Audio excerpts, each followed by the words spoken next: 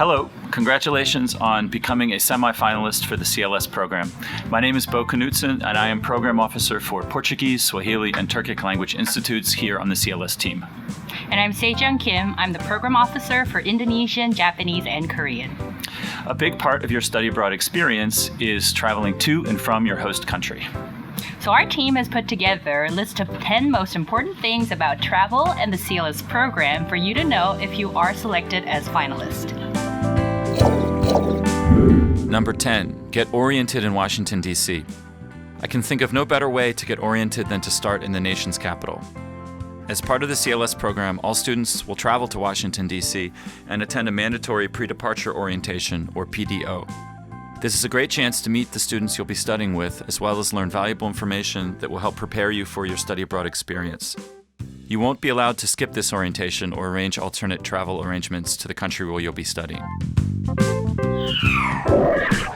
Number 9. Travel is expensive. Travel can be expensive. Fortunately, CLS pays for all travel costs to Washington, D.C. for the PDO, to the CLS host country, and the return trip back to the U.S. after the program. That's right, you won't need to book travel yourself or pay for ticketing fees on your own. Please be aware that students will be required to travel to their program sites together with their respective groups. You will not be allowed to make separate travel arrangements to your program site. As a side note, CLS abides by the Fly America Act and thus only book U.S. carriers. Please also note that at least one layover is likely. Number 8. CLS deadlines are no joke. If selected for CLS, there are several deadlines that may impact any commitment or travel plans you might have before the program.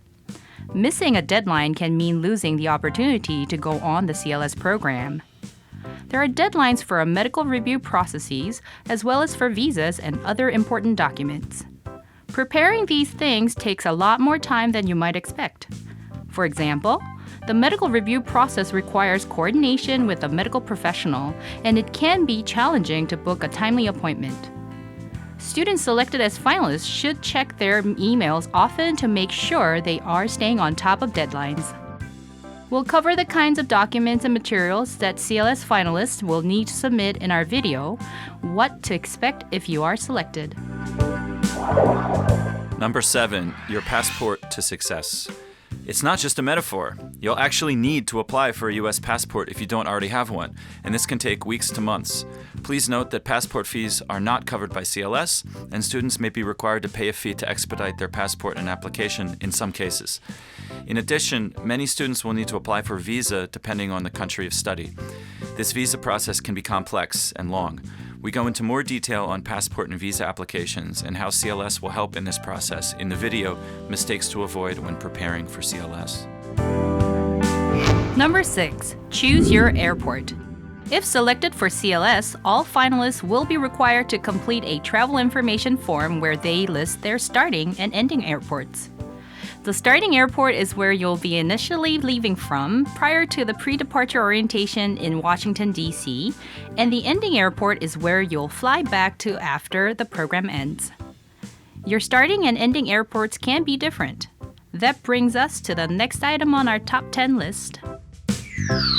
Number 5, only U.S. airports. Please, your starting and ending airports must be U.S.-based. CLS won't be able to cover the cost of flights to or from any non-U.S. destinations other than your program site, even if you are participating in other study abroad programs or internships. If you wish to travel back to the region or another country after the CLS program ends, you'll need to make separate arrangements for flights and visas yourself. CLS will not be able to cover any of these costs or assist in making arrangements.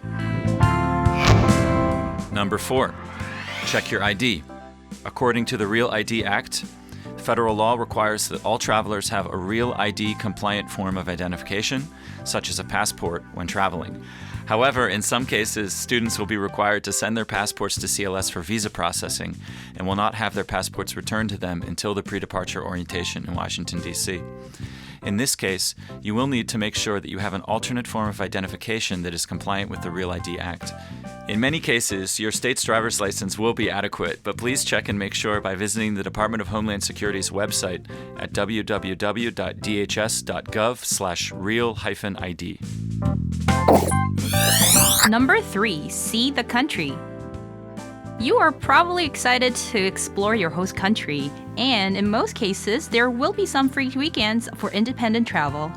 Students are encouraged to get to know the host country, but students will not be allowed to miss any required program activities to engage in independent travel. Please also note that some sites do not allow independent travel due to security concerns. It is also important to note that students will not be allowed to leave the host country during the program. For tips on where to travel in the host country, students selected as finalists will have opportunities to connect with CLS alumni to inquire about independent travel and other topics. Number 2, choices.